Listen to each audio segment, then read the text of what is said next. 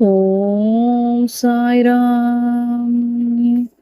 ஓம் ஸ்ரீ சாய் ரக்ஷக் சரணம் தேவா. அன்பு நண்பர்களே, இன்று நாம் சாய் சச்சரிதம் புத்தகத்தின் 18 மற்றும் 19ஆம் அத்தியாயங்களை ரசிக்கப் போகிறோம். இந்த அத்தியாயங்களில் இருக்கும் உண்மைகள், சிந்தனைகள், சுவாரஸ்யமான வரலாறுகள் மற்றும் நமக்கு சொல்லும் வாழ்வியல் பாடங்களை ஒன்றாக கற்றுக்கொள்வோம். இந்த வீடியோவை முழுமையாக பாருங்கள். உங்களின் கருத்துக்களை கமெண்ட்ஸில் எழுத மறக்காதீர்கள். சரி, வாங்க ஆரம்பிக்கலாமா? ஓம் சாய்ராம். அத்தியாயம் 18 மற்றும் 19. ஹேமாட்பந்த் எவ்வாறு ஏற்றுக்கொள்ளப்பட்டு ஆசீர்வதிக்கப்பட்டார். திருவாளர் சாடே திருமதி தேஷ்முக்கின் கதைகள். நல்ல எண்ணங்களின் அவா நிறைவேற்றத்தை ஊக்குவித்தல். உபதேச வகைகள். அவதூறு பேசுவது பற்றியும் உழைப்புக்கு ஊதியம் கொடுப்பது பற்றியும் போதனைகள். முந்தைய 2 அத்தியாயங்களில் துரித பிரம்ம ஞானத்தை விளைந்த பணக்காரர் பாபாவால் எவ்வாறு நடத்தப்பட்டார் என்பதை ஹேமாட்பந்த் விவரித்தார். இந்த 2 அத்தியாயங்களிலும் ஹேமாட்பந்த் தாமே பாபாவால் எவ்வாறு ஏற்கப்பட்டு ஆசீர்வதிக்கப்பட்டார் எனவும், எங்கனும் நல்ல எண்ணங்களை பாபா ஊக்குவித்து அவைகளை பலனளிக்க செய்தார் என்றும் விவரித்து, ஆத்மீக முன்னேற்றத்தை பற்றியும் அவதூறு பேசுவது குறித்தும் உழைப்புக்குரிய ஊதியத்தை பற்றியும் உள்ள பாபாவின் போதனைகளையும் அளிக்கிறார். முன்னுரை. தமது அடியவர்களின் தகுதிகளை முதலில் சத்குரு கவனிக்கிறார் என்பதும், பின்னர் அவர்கள் மனத்தை எல்லளவும் குழம்பச் செய்யாமல் பொருத்தமான செயல்துறை கட்டளைகளை அளித்து ஆத்மானுபூதி என்ற லட்சியத்திற்கு தொடர்ந்து அவர்களை இட்டு செல்கிறார் என்பதும் நன்றாக அறியப்பட்ட உண்மையாகும். இவ்வகையில் சத்குரு எவைகளை உபதேசிக்கிறாரோ அல்லது கட்டளையிடுகிறாரோ அவைகள் பல அறிய வெளிப்படக்கூடாது என்று சிலர் கூறுகின்றார்கள். அவர்களுடைய உபதேசங்கள் பிரசுரிக்கப்பட்டால் பயனற்றவையாய் விடுகின்றன என்று சிலர் நினைக்கின்றார்கள். இக்கருத்து சரியானதன்று. சத்குரு ஆனவர் ஒரு பருவ மேகம் போன்றவர். தமது அமிர்தத்தினை நிகர் மொழிகளை தங்கு தடையின்றி விரிவாக அனைத்து இடங்களிலும் பரவும்படி கருதறிய ஆனந்த மழை பொழிகிறார்கள். இவைகளை நாம் மகிழ்ந்து அனுபவித்து நமது உள்ளம் நிறைவேதும் வரை ஜீரணித்து கொண்டு அதன் பின் தனிப்பயன் கருதி சேம ஒதுக்கீடு எதுவுமின்றி மற்றவர்களுக்கும் பரிமாற வேண்டும். நமது விழிப்பு நிலையில் அவர் போதிப்பவைகளுக்கு இந்நியதி பொருந்துவதுடன் நில்லாது, கனவு நிலையில் அவர் நமக்கு அளிக்கும் காட்சிகளுக்கும் இது பொருந்துவதே ஆம். உதாரணத்துக்கு, ஒரு நிகழ்ச்சியை கூறுமிடத்து புத கௌஷிக ரிஷி தான் கனவில் கண்டதன் புகழ்பெற்ற ராமரக்ஷா ஸ்தோத்திரத்தை பற்றி பதிப்பித்தார். தனது குழந்தைகள் உடல் நலமுறுதற் பொருட்டாக கசப்பான ஆனால் ஆரோக்கியமான மருந்துகளை அவர்களின் தொண்டைக்குள் வலிந்து புகட்டும் பாசமுள்ள தாயை போன்றே சாய்பாபா தமது அடியவர்களுக்கு ஆன்மீக செயல்துறை கட்டளைகளை தெரிவித்தார். அவரது முறை திரையிடப்பட்டதோ ரகசியமானதோ அல்ல, ஆனால் முற்றிலும் வெளிப்படையானவை. அவருடைய கட்டளைகளை பின்பற்றிய அடியவர்கள் தங்களின் குறிக்கோளை எய்தினார்கள். சாய்பாபாவை போன்ற சத்குருக்கள் நமது அறிவாற்றல் என்னும் கண்களை திறந்துவிட்டு ஆத்மாவின் தெய்வீக அழகுகளை நமக்கு புலப்படுத்துகிறார்கள். இது செய்யப்படும் போது புலன் உணர்வு பொருட்களில் உள்ள நமக்குள்ள ஆசை மறைந்து விடுகிறது. விவேகம், பகுத்துணர்தல், வைராகியம், பற்றறுத்தல் என்னும் இரட்டை கனிகள் நமது கைகளுக்கு கிட்டுகின்றன. ஞானம் என்பது தூக்கத்தில் கூட துளிர் விடுகின்றது. முனிவர்களின் தொடர்பை பெறும் போதும் அவர்களுக்கு சேவை செய்யும் போதும் அவர்களின் அன்பை பெறும்போதும் இவைகள் அனைத்தினையும் நாம் எய்துகிறோம். தமது அடியவர்களின் அவாக்களை பூர்த்தி செய்யும் ஆண்டவன் நமது உதவிக்கு வருகிறார். நமது தொல்லைகளையும் கஷ்டங்களையும் நீக்கி நம்மை மகிழ்வெய்த செய்கிறாய். ஆண்டவனாகவே கருதப்படும் சத்குருவின் உதவியே இம்முன்னேற்றத்திற்கு முழுவதுமான காரணமாகும். எனவே நாம் எப்போதும் சத்குருவை பின்பற்றியே இருந்து அவர் தம் கதைகளை செவிமடுத்து அவரின் பாதத்தில் வீழ்ந்து வணங்கி அவருக்கே சேவை செய்ய வேண்டும். இப்போது பிரதானமான கதைக்கு வருவோம். பல ஆண்டுகளுக்கு முன் பம்பாயின் கவர்னர் ரே பிரபுவால் அடக்கப்பட்ட கிராஃபோர்ட் நடப்பாட்சியின் போது சிறிதளவு பிரசித்தி பெற்றிருந்த திரு சாடே என்னும் பெருந்தகை ஒருவர் இருந்தார். அவர் வாணிகத்தில் கடுமையான நஷ்டம் அடைந்தார். மற்றுமுள்ள பிரதிகூலமான சூழ்நிலைகளும் அவருக்கு பெருமளவு தொல்லை அளித்து கவலை அடையவும் உள்ளம் சோரவும் செய்தன. இருப்பு கொள்ளாமல் இருந்து கொண்டிருந்த அவர் வீட்டை விடுத்து தொலைதூரத்திற்கு வெளியேறி போய்விட வேண்டும் என்று எண்ணினார். பொதுவாக மனிதன் கடவுளை நினைப்பதில்லை. அவன் இடர்பாடுகளும் பேராபத்துகளும் அவனை சூழும் போது அவன் ஆண்டவரை நோக்கி திரும்பி நிவாரணத்திற்காக வேண்டுகிறான். அவனுடைய தீய கருமங்கள் யாவும் முடிவுற்றதென்றால் முனிவர் ஒருவரை அவன் சந்திக்கும் வாய்ப்பினை கடவுள் ஏற்பாடு செய்கிறார். அம்முனிவரும் அவனுக்கு நலம் அளிக்கக்கூடிய வழிமுறைகளை உபதேசிக்கிறார். திரு சாடேவுக்கும் அத்தகைய அனுபவமே ஏற்பட்டது. தத்தம் தேவைகள் பூர்த்தி செய்யப்படவும் மனசாந்தி அடைவதற்கும் ஏதுவாக சாய்பாபாவின் தரிசனத்தை பெற ஏராளமான மக்கள் திரளாக சென்று கொண்டிருக்கும் சீரடிக்கு போகும்படி அவருக்கு அவரது நண்பர்கள் அறிவுரை கூறினார்கள். அவருக்கு இக்கருத்து பிடித்திருந்தது. உடனே ஷீரடிக்கு 1917 வந்தார். பரபிரம்மமாகவும் சுயம் ஜோதியாகவும் கலங்கமற்றதாயும் தூயதாகவும் உள்ள சாய்பாபாவின் ரூபத்தை கண்ணுற்று அவரது மனம் பதைப்பதைப்பை விடுத்து சாந்தமுற்றது. தனது முற்பிறவைகளில் ஏற்பட்ட நல்வினைகளின் குவியலே தம்மை பாபாவின் புனித திருவடிகளுக்கு கொணர்ந்தது என அவர் நினைத்தார். அவர் உறுதியான மனத்திற்பம் வாய்க்க பெற்ற மனிதர். உடனேயே அவர் குரு சரித்திரத்தை பாராயணம் செய்ய தொடங்கினார். சப்தத்தில் 7 நாட்களில் பாராயணம் பூர்த்தியானதும் அன்று இரவு பாபா அவருக்கு ஒரு காட்சி அளித்தார். அது இவ்வாறானது. பாபா குரு சரித்திரத்தை தனது கரங்களில் வைத்துக் கொண்டு அதன் உட்பொருளை முன்னால் அமர்ந்து கவனத்துடன் கேட்டு கொண்டிருந்த திரு சாடேவுக்கு விவரித்து கொண்டிருந்தார். அவர் விழித்தெழுந்து பின்னர் தனது கனவினை நினைவு கூர்ந்து மிகவும் மகிழ்ச்சி அடைந்தார். அறியாமையினால் புரட்டை விடும் தம்மை போன்ற ஆத்மாக்களை பாபாவின் எல்லையற்ற கருணையே எழுப்பிவிட்டு குரு சரித்திர அமுதத்தினை சுவைக்கும்படி செய்கிறது என்று அவர் நினைத்தார். மறுநாள் காக்கா சாஹேப் தீக்ஷித்திடம் இக்காட்சியை பற்றி அவர் தெரிவித்து சாய்பாபாவிடம் அதன் பொருளை பற்றியும் நுட்ப குறிப்பினை குறித்தும் கேட்கும்படி வேண்டிக் கொண்டார். அதாவது, ஒரு வாரம் பாராயணம் செய்தது போதுமா அல்லது மீண்டும் ஆரம்பிக்க வேண்டுமா என்பதாக காக்கா சாஹேப் தீக்ஷித்தும் தனக்கு கிடைத்த ஓர் அரிய சந்தர்ப்பத்தில் பாபாவை நோக்கி, தேவா, ஓ தெய்வமே, இந்த காட்சியா திரு சாடேவுக்கு எதனை குறிப்பிடுகிறீர்கள்? அவர் சப்தத்தை நிறுத்திவிடலாமா? தொடர வேண்டுமா? அவர் ஒரு எளிய அடியவர். அவரது அவா நிறைவேற்றப்படுதல் வேண்டும். அவருக்கு காட்சியின் பொருள் விளக்கப்பட்டு அவர் ஆசீர்வதிக்கப்பட வேண்டும் என கேட்டுக்கொண்டார்.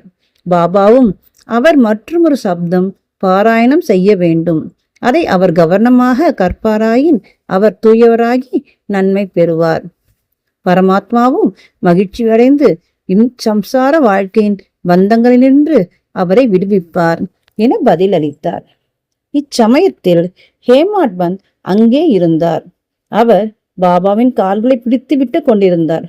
பாபாவின் சொற்களை கேட்டதும் அவர் தனது மனதில் பின்வருமாறு சிந்திக்கலானார். என்ன, திரு சாடே ஒரு வாரமே படித்து பரிசை பெற்று கொண்டார். 40 ஆண்டுகளாக ஒரு பயனுமின்றி நான் படித்துக் கொண்டிருக்கிறேன். இந்த இடத்தில் அவரது 7 நாள் வாசம் பலனளிக்க நேரிட்டு எனது 7 வருட வாசம் பலனேதுமின்றி போகின்றது.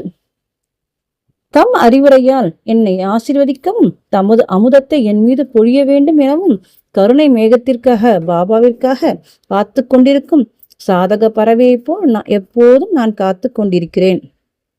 இந்த எண்ணம் அவர் மனதில் குறுக்கிட்ட அத்தருணமே பாபா அதனை அறிந்து கொண்டார். பாபா பக்தர்களின் எல்லா எண்ணங்களையும் படித்து புரிந்து கொண்டு தீய எண்ணங்களை கீழடக்கி நல்ல எண்ணங்களை ஊக்குவித்தார் என்பது அடியவர்களின் அனுபவம் ஆகும். பாபா பக்தர்களின் எல்லா எண்ணங்களையும் படித்து புரிந்து கொண்டு தீய எண்ணங்களை கீழடக்கி நல்ல எண்ணங்களை ஊக்குவித்தார் என்பது அடியவர்களின் அனுபவம் ஆகும். ஹேமாட் பந்தின் உள்ளத்தை படித்தறிந்து கொண்ட பாபா உடனே அவரை எழுந்து ஷாமா மாதவராவ் தேஷ்பாண்டேயுடன் சென்று ரூபாய் 15 தட்சிணையாக பெற்றுக்கொண்டு அங்கு சிறிது நேரம் அவருடன் உரையாடிய பின்னர் திரும்பி வரும்படி கேட்டார். பாபாவின் மனத்தில் கருணை உதயமாகியது. எனவேதான் அவர் இக்கட்டளையிட்டார். யார்தான் பாபாவின் ஆணையை மீற முடியும்? ஹேமாட் பந்த் உடனே மசூதியை விட்டு சாமாவின் வீட்டுக்கு வந்தார். அவர் அப்போதுதான் குளித்துவிட்டு வேட்டியை உடுத்திக் கொண்டிருந்தார். அவர் வெளியே வந்து ஹேமாட் பந்தை நோக்கி, தாங்கள் இப்போது இங்கே இருப்பது எங்கனம்? மசூதியிலிருந்து தாங்கள் வந்துள்ளதாக தோன்றுகிறதே. விருப்பு கொள்ளாதவரை போன்றும் உளச்சோர்வு உடையவராகவும் ஏன் காணப்படுகிறீர்கள்? ஏன் தாங்கள் தனித்திருக்கிறீர்கள்? தயவு செய்து அமர்ந்து சிறிது நேரம் இளைப்பாருங்கள். நான் எனது வழிபாட்டை உடனே முடித்துவிட்டு திரும்புகிறேன். அதுவரை தயவு செய்து வெற்றிலை போட்டுக் கொள்ளுங்கள். பின்னர் மகிழ்ச்சியுடன் உரையாடலாம் என்று கூறிவிட்டு உள்ளே சென்றார். ஹேமாட் பந்த் முன் திண்ணையில் அமர்ந்திருந்தார். ஜன்னலில் நாத பாகவதம் என்ற பிரசித்தி பெற்ற மராத்தி நூலை அவர் கண்டார். பெரிய சமஸ்கிருத நூலான பாகவதத்தின் 11வது ஸ்கந்தத்தை அத்தியாயத்தை பற்றிய ஏகநாத முனிவரின் விளக்க உரையாகும். சாய்பாபாவின் யோசனையின் பேரில் அல்லது சிபாரிசின் பேரில் திருவாரக பாபா சாஹேப் ஜோக்கும் காகா சாஹேப் தீக்ஷித்தும் சீரடியில் தினந்தோறும் பகவத்கீதையை மராத்திய விளக்க உரையான பாவர்த்த தீபிகா அல்லது ஞானேஸ்வரியுடன் ஸ்ரீ கிருஷ்ணருக்கும் அவரது தோழனும் பக்தனுமான அர்ஜுனனுக்கும் இடையே நிகழ்ந்த உரையாடல், நாத பாகவதத்தையும் ஸ்ரீ கிருஷ்ணனுக்கும் அவரது சேவகரும் பக்தருமான உத்தவருக்கும் இடையே நிகழ்ந்த உரையாடல் மற்றும் ஏகநாதனின் மற்றைய பெரிய நூலான பாவர்த்த ராமாயணத்தையும் கழித்தார்கள். பாபாவிடம் அடியவர்கள் வந்து சில குறிப்பிட்ட கேள்விகளை கேட்டபோது சில சமயங்களில் அதில் ஒரு பகுதிக்கு விடையளித்துவிட்டு பாகவத தர்மத்தின் முக்கிய ஆராய்ச்சி கட்டுரைகளான மேற்குறிப்பிட்ட நூல்களை பாராயணம் செய்வதை சென்று கேட்கும்படி கூறுவார். அடியவர்கள் சென்று கேட்டபோது தங்கள் வினாக்களுக்கு பூர்ண திருப்தியான பதில்களை பெறுவார்கள். நாத பாகவதம் என்ற நூலின் சில பகுதிகளை ஹேமாட் பந்தும் படிப்பது வழக்கம். அன்று மசூதிக்கு சென்று கொண்டிருந்த சில அடியவர்களுடன் கூட செல்வதற்காக தினந்தோறும் தாம் படிக்கும் பகுதியை அவர் பூர்த்தி செய்யவில்லை. சாமாவின் ஜன்னலிலிருந்து அந்த புத்தகத்தினை எடுத்து தற்செயலாக அதை புரட்டிய போது அவரது ஆச்சரியத்துக்கேற்ப முடிக்கப்படாத பகுதி வந்து நின்றது. தனது நித்திய பாராயணத்தை பூர்த்தி செய்வதற்கு ஏதுவாக பாபா தன்னை வெகு அன்புடன் சாமாவின் வீட்டுக்கு அனுப்பியிருப்பதாக அவர் எண்ணினார். எனவே முடிக்கப்படாத பகுதியை படித்து பூர்த்தி செய்தார். இது முடிவடைந்த உடனேயே ஷாமா வழிபாட்டை முடித்துவிட்டு வந்தார். அவர்களிடையே பின்வரும் உரையாடல் நிகழ்ந்தது. ஹேமாட் பந்த், பாபாவிடமிருந்து ஒரு தூது குறிப்புடன் நான் வந்துள்ளேன்.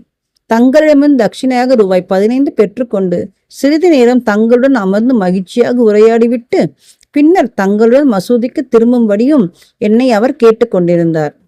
அதை கேட்டு சாமா ஆச்சரியத்துடன், என்னிடம் கொடுக்க பணம் ஏதும் இல்லை. ரூபாய்களுக்கு பதிலாக என்னுடைய 15 நமஸ்காரங்களை பாபாவிடம் தட்சிணையை எடுத்து செல்லுங்கள். ஹேமாட் பந்த், அதற்கு மிக நல்லது. தங்களுடைய வணக்கங்கள் ஏற்றுக்கொள்ளப்பட்டன. இப்பொழுது நாம் சிறிது உரையாடுவோம். நமது பாவங்களை அழிக்கும் பாபாவின் சில கதைகளையும் லீலைகளையும் கூறுங்கள். சாமா, அப்படி என்றால் சிறிது இங்கு அமருங்கள். இக்கடவுளின் பாபா விளையாட்டு லீலை வியக்கத்தக்கது. அது தங்களுக்கு முன்னமே தெரியும்.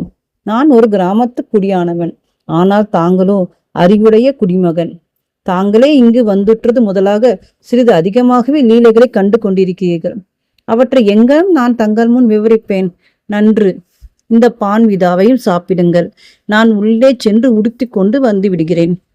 சில நிமிடங்களில் ஷாமா வெளியே வந்து ஹேமாட்பந்துடன் பேசத் தொடங்கினார். அவர் சொன்னார், இந்த ஆண்டவனின் லீலைகள் அறிந்து கொள்ள இயலாதவை. அவர்தம் லீலைகட்கு முடிவில்லை.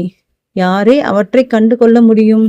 தனது லீலைகளினால் அவர் விளையாடுகிறார் என்றாலும் அவைகளுக்கு புறம்பாகவே அதனால் பாதிக்கப்படாதவராக இருக்கிறார். நாகரிகம் மற்றவர்களாகிய நமக்கு என்னதான் தெரியும்? பாபா தாமே ஏன் கதைகள் சொல்லவில்லை? தங்களை போன்ற கற்றறிந்தோரை என் போன்ற அறிவிலிகளிடம் ஏன் அவர் அனுப்புகிறார்? அவர் தம் வழிகள் கருதுவதற்கு இயலாதவை, அவைகள் மனிதத்தன்மை வாய்ந்தவை அல்ல என்று மட்டுமே என்னால் கூற முயலும். இந்த முன்னுடன் சாமா தொடர்ந்தார். இப்போது என் நினைவில் இருக்கும் ஒரு கதையை நான் உங்களுக்கு விவரிக்கிறேன். அதை நான் நேரடியாகவே அறிவேன். ஒரு பக்தன் எவ்வளவு தூரம் நெஞ்சுரம் கொண்டவனாகவும் தீர்மானம் உள்ளவனாகவும் இருக்கிறானோ அங்கனமே பாபாவின் உடனடியான பிரதிச்செயலும் இருக்கிறது.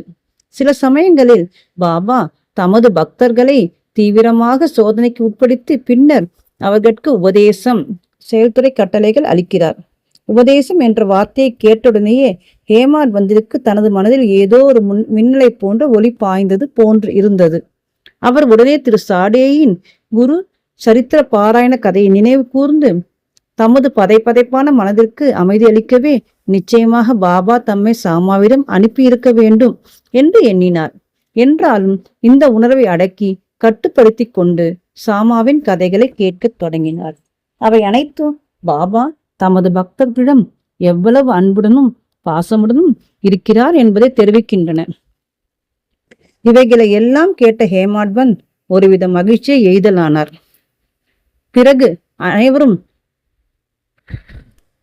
பிறகு பின்வரும் கதையை சாமா கூறத் தொடங்கினார். திருமதி ராதாபாய் தேஷ்முக். ராதாபாய் என்ற பெயருடைய கிழவி ஒருத்தி இருந்தார். அவள் காசாபா தேஷ்முக் என்பாரின் தாயார் ஆவாள். பாபாவின் புகழை கேள்விப்பட்டு சங்கம்நேர் நகர மக்களுடன் அவள் ஷீரடிக்கு வந்தாள். பாபாவின் தரிசனத்தை பெற்று மிகவும் திருப்தி அடைந்தாள். பாபாவை மிகவும் உள்ளார்ந்த அன்புடன் அவள் நேசித்தாள். தான் பாபாவை குருவாக ஏற்றுக்கொண்டு அவரிடமிருந்து ஏதேனும் உபதேசம் பெற வேண்டும் என்று தீர்மானித்தாள். அதை தவிர அவளுக்கு வேறு ஒன்றும் தெரியாது. பாபா அவளை ஏற்றுக்கொண்டு மந்திரம் உபதேசம் அளிக்காத வரையில் தான் சாகும் வரை விரதம் இருக்கப் போவதாக கருத்து உறுதி பூண்டார். தனது இருப்பிடத்தில் தங்கி 3 நாட்களாக உணவையும் நீரையும் விட்டொழித்தாள். கிழவியின் இந்த மிக கடுமையான பரீட்சை கண்டு நான் திகில் அடைந்தேன். அவள் சார்பில் பாபாவிடம் இடையிட்டு பரிந்து பேசினேன். நான் கூறினேன், தேவா, தாங்கள் இவ்வாறாக தொடங்கியிருப்பது என்ன? தாங்கள் ஏராளமானவர்கள் இவ்விடம் ஈர்த்து இழுக்கிறீர்கள். தாங்களுக்கு அந்த கிழவியை தெரியும். அவள் மிகவும் பிடிவாத உடையவளாகவும் தங்களையே முழுவதுமாக சார்ந்தும் இருக்கிறாள். தாங்கள் அவளை ஏற்றுக்கொண்டு உபதேசம் தந்தாலொழிய சாகும் வரை உண்ணாவிரதம் இருப்பதாக தீர்மானித்து இருக்கிறாள். ஏதாவது மோசமாக நிகழ்ந்துவிட்டால் மக்கள் தங்கள் மீது பழி சுமத்துவார்கள். பாபா அவளுக்கு உபதேசிக்கவில்லை, அதன் விளைவாக அவள் மரணமடைந்தாள் என்று கூறுவார்கள். எனவே அவள் மீது கருணை கூர்ந்து அவளை ஆசீர்வதியுங்கள், அவளுக்கு அறிவுறுத்துங்கள். அவளது உறுதியை கண்டு பாபா அவளை கூப்பிட்டு அனுப்பினார். பின்வருமாறு அவளிடம் உரையாற்றி அவளது மனப்போக்கை மாற்றினார். ஓ அம்மா, தேவையற்ற சித்திரவதைக்கு தங்களை தாங்களே உட்படுத்தி கொண்டு ஏன் சாவை எதிர்நோக்குகிறீர்கள்? தாங்கள் உண்மையிலேயே எனது தாய், நான் தங்களது குழந்தை. என்மேல் இரக்கம் கொண்டு என்னை முழுமையும் கேட்பீர்களாக. நான் எனது சொந்த கதையையே சொல்கிறேன். அதை கவனமாக கேட்பீர்களானால் தங்களுக்கு அதனால் நன்மை விளையும். எனக்கு ஒரு குரு இருந்தார். அவர் ஒரு மிக பெரும் முனிவர், மிக அதிகமான கருணை உள்ளவர். நான் அவருக்கு நெடுங்காலம் சேவை செய்தேன், பன்னெடுங்காலம். எனினும் அவர் என் காதுகளில் எவ்வித மந்திரத்தையும் ஓதவில்லை. அவரை ஒருபோதும் விட்டு பிரியாமல் இருக்கவும், அவருடனே தங்கியிருந்து அவருக்கு சேவை செய்யவும் எப்பாடுகள் பட்டாவது அவரிடமிருந்து சிறிய உபதேசங்கள் பெற வேண்டும் எனவும் எனக்கு கூறிய ஆர்வம் இருந்தது. ஆனால் அவருக்கு தமக்கே உரிய வழிமுறை இருந்தது. அவர் என் தலையை மொட்டையடிக்க செய்து கொண்டு 2 பைசாக்களை தட்சிணையாக்க செய்தார். நான் அவைகளை உடனே அளித்தேன். எனது குரு முழு நிறைவானவராய் இருப்பதால் அவர் ஏன் பணத்தை கேட்க வேண்டும்? அப்படியாயின் அவர் எங்கனம் பற்றற்றவர் என்று கூற இயலும் என்று தாங்கள் கேட்பீர்கள் என்றால், காசுகளை அவர் லட்சியம் செய்யவில்லை என்று நான் ஒளிவு மறைவின்றி பதில் கூறுவேன். அவைகளை கொண்டு அவருக்கு ஆக வேண்டியது என்ன? அவர் தம் 2 பைசாக்கள் ஆவன உறுதியான நம்பிக்கை, பொறுமை அல்லது விடாமுயற்சி. இவை 2 பைசாக்களை அல்லது பொருட்களை நான் அவருக்கு அளித்தேன், அவரும் மனம் மகிழ்ந்தார். இவை 2 பைசாக்களை அல்லது பொருட்களை நான் அவருக்கு அளித்தேன், அவரும் மனம் மகிழ்ந்தார். எனது குருவிடம் தஞ்சமாக 12 ஆண்டுகள் இருந்தேன். அவர் என்னை வளர்த்தார். உணவுக்கும் உடைக்கும் பஞ்சமில்லை. அவர் முழுமையும் அன்புடையவராக இருந்தார். ஆம், அவர் அன்பின் அவதாரமே ஆவார். எங்கனம் நான் அதை விவரிக்க இயலும்? அவர் என்னை மிக மிக அதிகமாக விரும்பினார். அவரை போன்ற குரு அபூர்வம். நான் அவரை நோக்கும்போது அவர் ஆழ்ந்த தியானத்தில் இருப்பதாக காணப்பட்டார். பின்னர் நாங்கள் இருவரும் பேரின்பத்தில் நிரம்பி விடுவோம். இரவும் பகலும் பசிதாகத்தை மறந்து அவரையே ஆழ்ந்து நோக்கி கொண்டு இருப்பேன். அவரின்றி நான் இருப்பு கொள்ளாதவன் ஆவேன். எனக்கு எனது தியானத்திற்கு அவரை தவிர வேறெவ்வித பொருளும் இல்லை. அன்றி அவருக்கு பணிவிடை செய்வதை தவிர எனக்கு வேறெவ்வித வேலையும் இல்லை. அவரே எனது ஒரே அடைக்கலம். எனது மனம் எப்போதும் அவர் மீதே உறுதிப்படுத்தப்பட்டிருந்தது. இதுவே 1 பைசா தட்சிணையாகும். சபூரி, பொறுமை அல்லது விடாமுயற்சி என்பது மற்றொரு பைசாவாகும். குருவிடம் நான் பொறுமையுடனும் மிக நீண்ட காலம் வரையும் அவருக்கு சேவை செய்தேன். இந்த சபூரியானது உங்களை இவ்வுலக வாழ்க்கை என்னும் பெருங்கடலை கடப்பதற்குரிய தோணியில் ஏற்றி அக்கறை சேர்ப்பிக்கும். மனிதனிடத்தில் உள்ள ஆண்மையே சபூரி. அது பாவங்களையும் வேதனைகளையும் நீக்குகிறது. பல்வேறு வகைகளில் பேராபத்துகளை விலக்குகிறது. எல்லா அச்சங்களையும் அப்பால் அகற்றுகிறது. கடைமுடிவாக உங்களுக்கு வெற்றி அளிக்கிறது. சபூரி நற்பண்புகளின் சுரங்கம், நல் எண்ணங்களின் கூட்டாளி. நிஷ்டா நம்பிக்கையும் சபூரி பொறுமையும் ஒருவரை ஒருவர் மிக நெருக்கமாக நேசிக்கும் நல்லெண்ணங்களின் இரட்டை சகோதரிகளை நிகர்த்தவை. பதிலாக நானும் அங்கனமே தங்களை நோக்குவேன். இம்மசூதியில் அமர்ந்து கொண்டு நான் உண்மையையே பேசுகிறேன். உண்மையை தவிர வேறு எதுவும் பேசவில்லை. சாதனைகள் ஏதும் 6 சாத்திரங்களில் கைதேர்ந்த அறிவு ஏதும் தேவையில்லை. உங்களது குருவினிடத்தில் நம்பிக்கையும் பற்றுறுதியும் கொள்ளுங்கள். குருவே தனி ஒருவனான நடத்துனர் என நம்புங்கள்.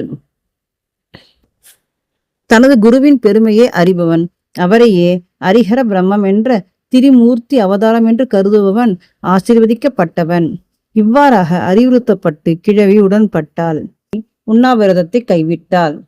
இக்கதையை கவனத்துடனும் கருத்துடனும் கேட்டுக்கொண்ட ஹேமாட்பந்த் அதன் குறிப்பு நுட்பத்தையும் பொருத்தத்தையும் குறித்து பெருமளவு ஆச்சரியத்தில் மூழ்கினார்.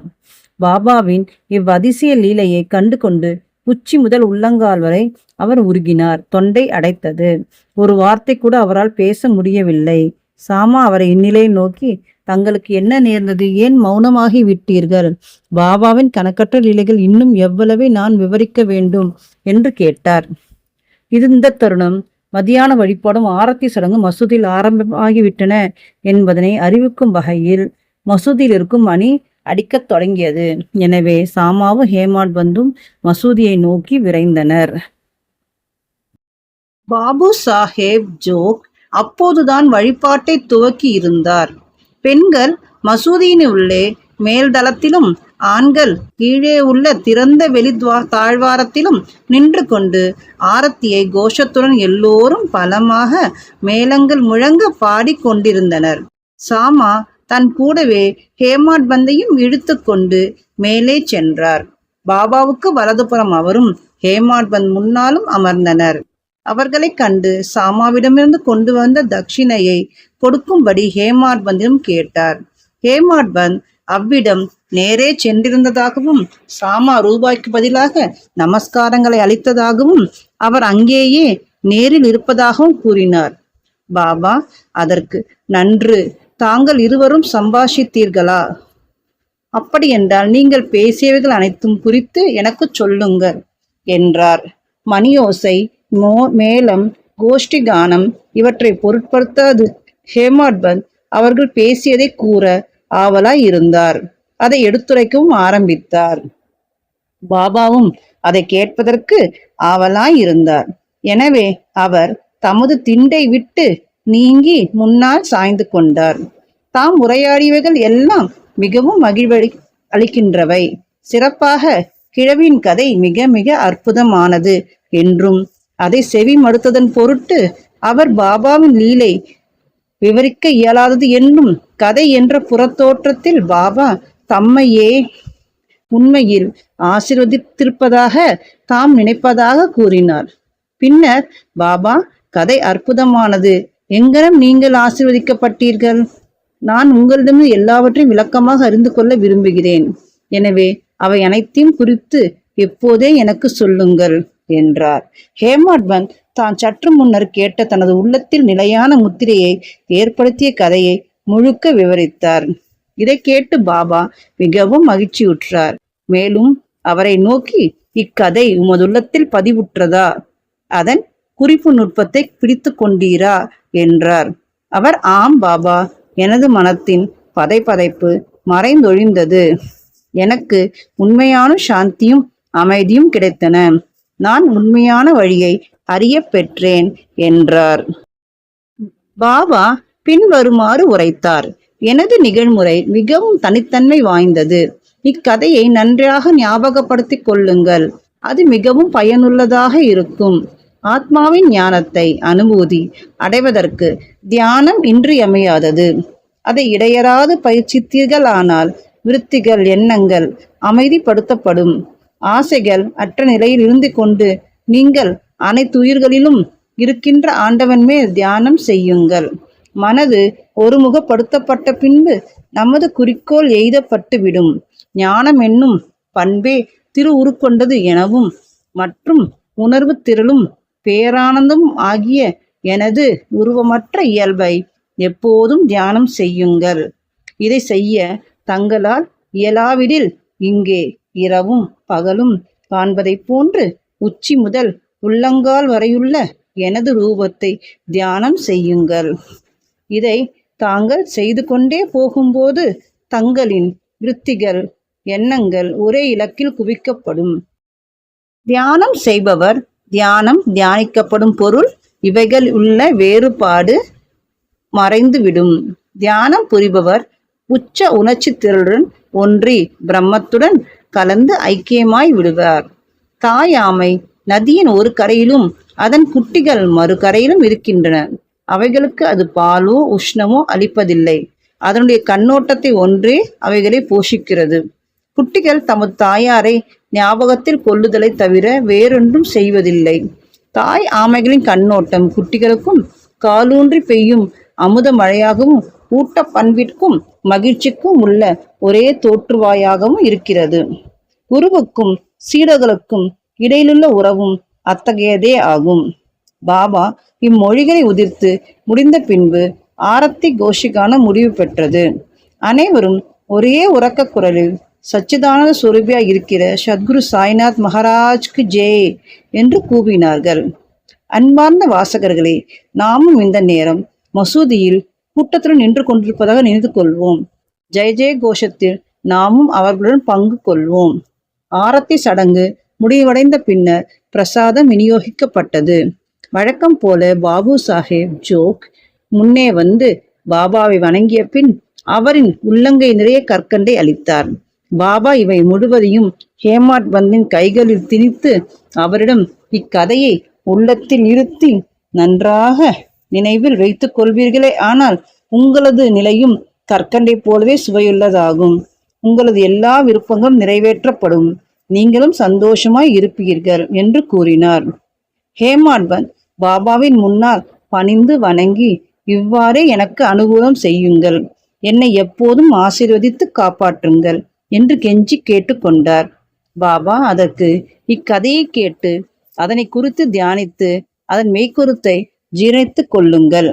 அப்போது உங்களிடத்தே தாமே வெளிப்படுத்தி காட்டுகின்ற ஆண்டவரை நீங்கள் எப்போதும் ஞாபகமூட்டி தியானித்துக் கொண்டிருப்பீர்கள் என்று பதிலளித்தார்.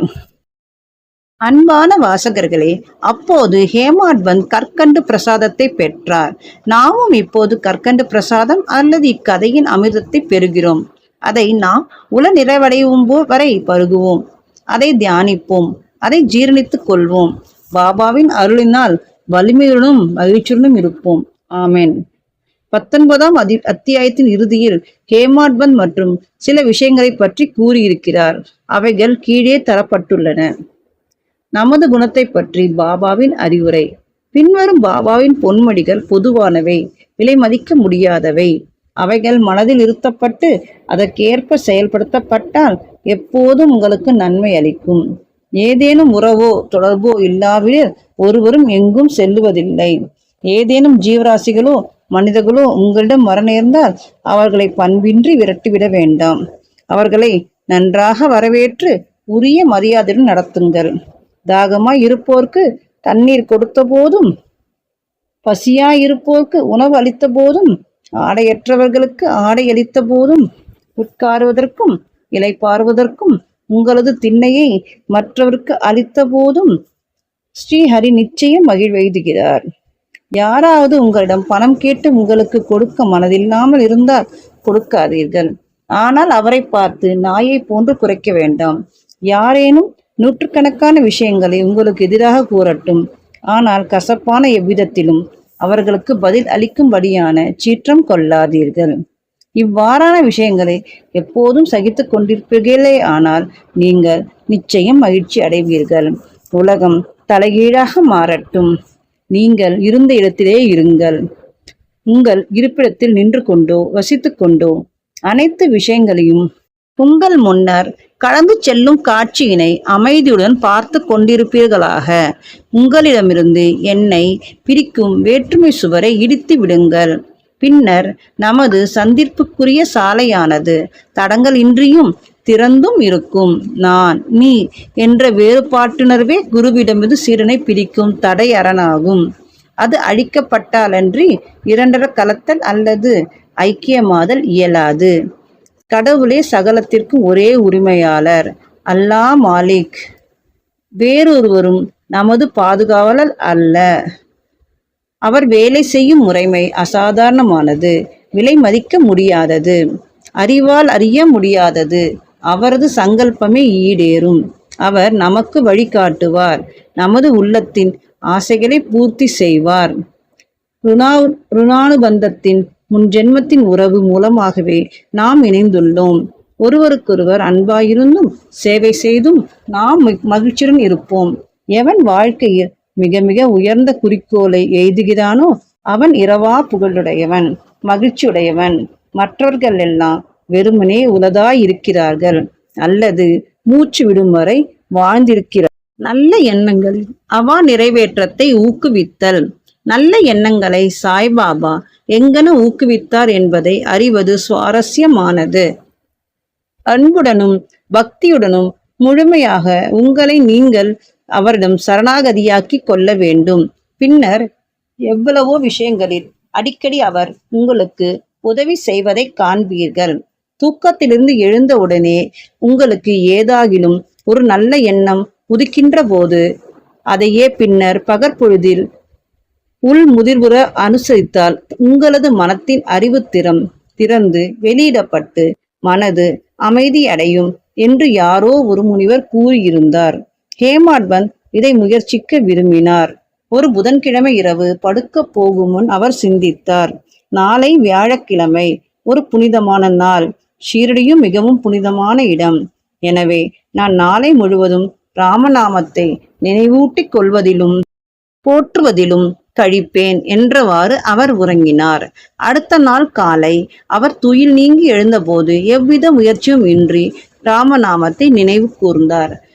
தமது காலை கடமைகளை அவர் முடித்து கொண்ட பின் மலர்களுடன் பாபாவை காண சென்றார். தீக்ஷித் வாடாவிலிருந்து புறப்பட்டு புட்டிவாடாவை தற்போதைய சமாதி மந்திர் கடந்து சென்று கொண்டிருக்கும் போதே அதே தருணத்தில் பாபாவுக்கு முன்னால் மசூதியில் அவுரங்கபாத்கர் என்னும் ஒருவரால் இனிமையாக பாடப்படுகின்ற ஓர் அழகிய பாடலை கேட்டார். அது ஏகநாதரின் குரு கிருபாஞ்சன் பாயோ மேரி பாயி என்ற பாடல்.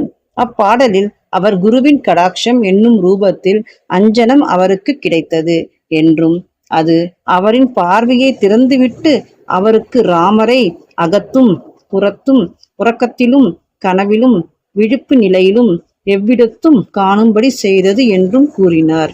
எவ்வளவோ பாடல்கள் இருக்கின்றன. பின்னர் ஏன் இக்குறிப்பிட்ட பாட்டு பாபாவின் பக்தரான அவுரங்கபாத்கரினால் தேர்ந்தெடுக்கப்பட வேண்டும்? பகற்போதில் ராமநாமத்தை இடைவிடாமல் பாட வேண்டும் என்ற ஹேமாட் பந்தின் தீர்மானத்திற்கு ஊட்டம் அளிக்க வேண்டும் என்று ஏற்பாடு செய்யப்பட்டதல்லவா தனித்தரம் வாய்ந்த இந்நிகழ்வு பொருத்தம். உபதேசங்களின் வகைகள்.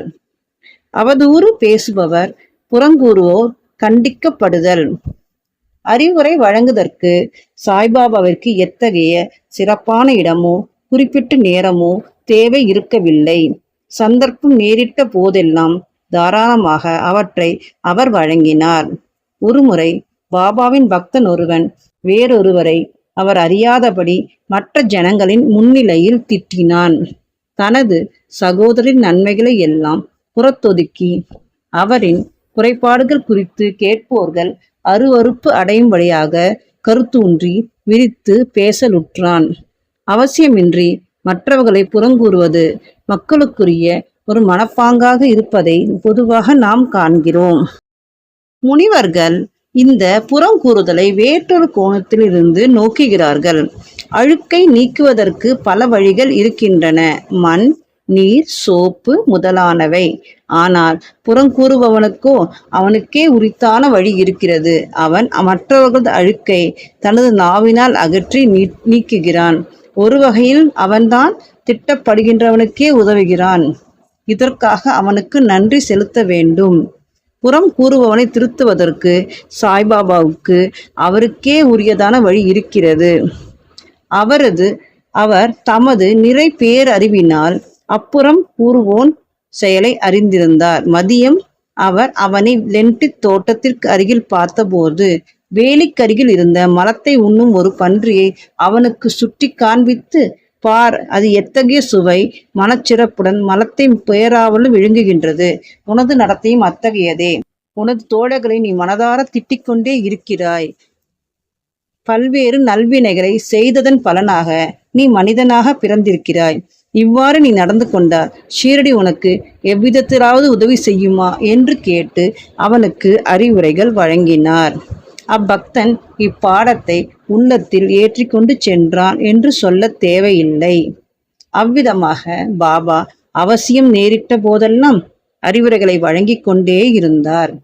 இவைகள் நமது மனதில் ஏற்றுக்கொள்ளப்பட்டு அதன்படி செயலாற்றப்பட்டால் ஆன்மீக லட்சியம் அனுபூதி நெடுந்தொலைவில் இல்லை. என் ஹரி கடவுள் இருந்தால் அவர் எனது கட்டிலேயே எனக்கு உணவளிப்பார் என்னும் ஒரு பழமொழி இருக்கிறது. உணவு உடை விஷயத்தில் மட்டுமே இப்பழமொழி உண்மை. ஆனால் இதை நம்பி எவனாகினும் அமைதியாக அமர்ந்து கொண்டு ஆன்மீக விஷயங்களில் ஒன்றும் செய்யாமல் இருந்தால் அவன் படிவீழ்ச்சி எய்துவான். ஆன்ம உணர்வடைய தன்னைத்தான் தனக்கு இயலும் உச்ச அளவு செயலில் முனைவித்து கொள்ள வேண்டும். எவ்வளவு அதிகம் அவன் பெருமுயற்சி கொள்கிறானோ அவ்வளவு அதிகம் அவனுக்கு நல்லது. பாபா தாம் நிலம், காற்று, நாடு, உலகம், ஒளி, மோக்ஷம் ஆகியவை எங்கனும் இடம் கொண்டிருக்கும் சர்வ வியாபி என்றும் தாம் ஒரு வரைமுறை உடையவர் அல்ல என்றும் கூறினார். பாபா மூன்றை முழு உயரமுள்ள அவரின் உடம்பே என்று எண்ணுபவர்களின் தவறான கருத்தை நீக்குதல் பொருட்டாக அவர் இந்த ரூபத்தில் தாமே அவதரித்து கொண்டார். இரவும் பகலும் எந்த பக்தனாவது பூர்ண ஆத்மா சரணாகதியுடன் அவர் மீதே தியானம் புரிவானாயின் அவன் அவருடன் ரெண்டர இனிப்பும் சர்க்கரையும் போன்றும் அலையும் கடலும் போன்றும் கண்ணும் ஒளியும் போன்றும் முழுமையான ஐக்கியத்தை துய்த்துணர்வான். பிறப்பு இறப்பு என்னும் சூழலை ஒழித்து அமைதியுற வேண்டியவன் நேர்மையான வாழ்க்கை நடத்த வேண்டும். அமைதியும் கட்டுப்பட்ட மனதுடன் இருக்க வேண்டும். யாரையும் உடனே புண்படுத்தும்படியாக ஒருவரிடமும் வெட்டென்று பேசக்கூடாது. எப்போதும் நல்வினைகளில் தன்னை ஈடுபடுத்தி கொள்ள வேண்டும். தனது கடமைகளை செய்ய வேண்டும். தானே உள்ளத்தாலும் உயிராலும் அவரிடம் சரணாகதி அடைய வேண்டும். அதன் பின்னர் அவன் எதற்கும் பயப்பட வேண்டியதில்லை. அவரையே முழுமையாக நம்புவனும், அவர் தம் லீலைகளையே கேட்டு அதையே விவரமாக எடுத்து கூறுபவனும், வேறெதை பற்றியும் சிந்திக்காதவனும் ஆத்மானுபூதியை அடைவது உறுதி. பாபா தனது பெயரையே நினைவில் வைக்கும்படியும் தம்மிடமே சரணாகதி அடையும்படியும் பலரை கேட்டுக்கொண்டார். ஆனால் தாங்கள் யார் என்று அறிய விரும்பியவர்களுக்கு சரவணத்தையும் மனனத்தையும் அறிவுறுத்தினார். சிலரை கடவுள் பெயரை நினைவில் வைத்துக் கொள்ளும்படியும், சிலரை அவரது லீலைகளை கேட்டு கொண்டிருக்கும்படியும், சிலரை தமது பாத பூஜை செய்யும்படியும், சிலரை அத்தியாத்மராமாயணம், ஞானேஸ்வரி மற்றும் பிற திருமுறை நூல்களை படிக்கும்படியும் அறிவுறுத்தினார். சிலரை தனது பாதத்தடியில் அமரும்படி இருத்தி வைத்தார். சிலரை கண்டோபா கோவிலுக்கு அனுப்பினார். சிலரை விஷ்ணுவின் 1000 நாமங்களை ஜபம் செய்யும்படியும் மற்றும் சிலரை சாந்தோக்கிய உபநிஷதம் கீதையை கற்கும்படியாகவும் கூறினார். அவர் தம் உபதேசங்களுக்கு எவ்வித வரையறையோ கட்டுப்பாடோ கிடையாது. சிலருக்கு அதை நேரடியாகவே கொடுத்தார். மற்றும் சிலருக்கு கனவில் காட்சிகள் மூலம் அளித்தார். குடிப்பழக்கத்துக்கு அடிமையாய் இருந்த ஒருவரின் கனவில் அவர் தோன்றி அவரது மார்பில் உட்கார்ந்து அழுத்தி மதுவை தொடுவதில்லை என்று அவர் சத்தியம் செய்து கொடுத்த பின்பு அவரை விட்டகன்றார். சிலருக்கு கனவில் குரு பிரம்மா போன்ற மந்திரங்களை விளக்கினார். அடயோகம் பழகி கொண்டிருந்த பக்தர் ஒருவருக்கு அடயோக பயிற்சிகளை நிறுத்தி கொள்ள வேண்டும் என்று, அமைதியுடன் அமர்ந்து பொறுமையாய் சபூரி இருக்க வேண்டும் என்றும் சொல்லி அனுப்பினார். அவரது எல்லா வழிகளையும் செயல்முறைகளையும் விவரிக்க இயலாது. சாதாரண உலக விவகாரங்களில் தனது செயல்களால் முன் உதாரணங்கள் அமைத்தார். அவைகளில் ஒன்று கீழே தரப்பட்டிருக்கிறது. உழைப்புக்கு கூலி. ஒரு நாள் மத்தியான வேளையில் ராதாகிருஷ்ண மாயியின் வீட்டிற்கு அருகில் பாபா வந்து, எனக்கு ஒரு ஏணி கொண்டு வாருங்கள் என்று கூறினார். சிலர் அதை கொண்டு வந்து பாபா குறிப்பிட்டபடி அதை ஒரு வீட்டுச் சுவரில் சாய்த்து வைத்தனர். வாமன் கோன்கருடைய வீட்டு கூரையின் மீது ஏறி ராதாகிருஷ்ணமாயின் கூரையின் மீது நடந்து சென்று மற்றொரு மூலையிலிருந்து கீழே இறங்கினார். பாபா எந்த குறிக்கோளுடன் இருந்தார் என்பதை ஒருவரும் அறிய இயலவில்லை. மலேரியா காய்ச்சலால் ராதாகிருஷ்ணமாயி நடுங்கிக் கொண்டிருந்தார். அதை ஓட்டி விரட்டுதல் பொருட்டு அவர் மேலே ஏறியிருக்கலாம். கீழே இறங்கினவுடனே ஏணியை கொண்டு வந்தவர்களுக்கு பாபா 2 ரூபாய் கொடுத்தார். சிலர் தைரியத்துடன் பாபாவை ஏன் அவர் இவ்வளவு அதிகம் கொடுத்தார் என்று கேட்டனர். அதற்கு அவர், ஒருவரும் மற்றவர்களின் உழைப்பை வெறுமையாக கொள்ளக்கூடாது என்று கூறினார். உழைப்பவனுக்கு அவனுக்கு உரியவைகள் ஒழுங்காகவும் தாராளமாகவும் கொடுக்கப்பட வேண்டும். பாபா அறிவுறுத்திய இக்கொள்கை பின்பற்றப்பட்டால், அதாவது உழைப்பிற்கான கூலி ஒழுங்காகவும் திருப்திகரமாகவும் அளிக்கப்பட்டால், தொழிலாளர்கள் இன்னும் சிறப்பாக வேலை செய்வார்கள். தொழிலாளர்களும் முதலாளிகளும் லாபம் அடைவார்கள். இழுத்து மூடுவதற்கோ வேலை நிறுத்தங்களுக்கோ இடமே இல்லை. தொழிலாளி முதலாளி மனஸ்தாபமும் இல்லை. ஸ்ரீ சாயை பணுக. அனைவருக்கும் சாந்தி நிலவட்டும். ஓம் சாய்ராம்.